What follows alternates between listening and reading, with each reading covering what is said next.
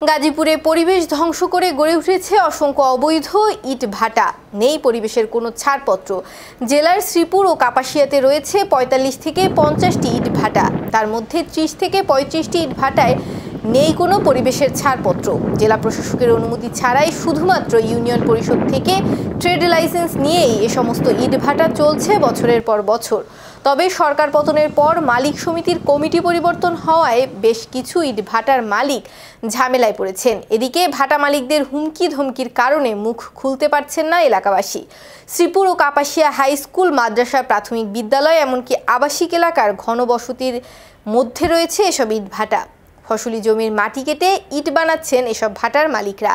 সরকারি নীতিমালার তোয়াক্কা না করে রমরমা ভাটা মালিকদের এই বেপরোয়া ব্যবসা বাণিজ্য। সরজমিনে সংবাদ সংগ্রহ করতে গেলে ছবি তুলতে বাধা দেন এসব ইট ভাটা মালিকরা।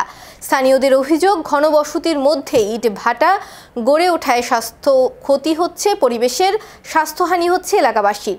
ইতিমধ্যে পরিবেশ অধিদপ্তর অভিযান পরিচালনা করে বেশ কিছু ইট ভাটা উচ্ছেদ করেছে। স্থানীয়দের দাবি, শুধু উচ্ছেদ নয়, এসব অবৈধ ইট ভাটা মালিকদের বিরুদ্ধে অবিলম্বে আইনানুগ ব্যবস্থা নেওয়া হোক।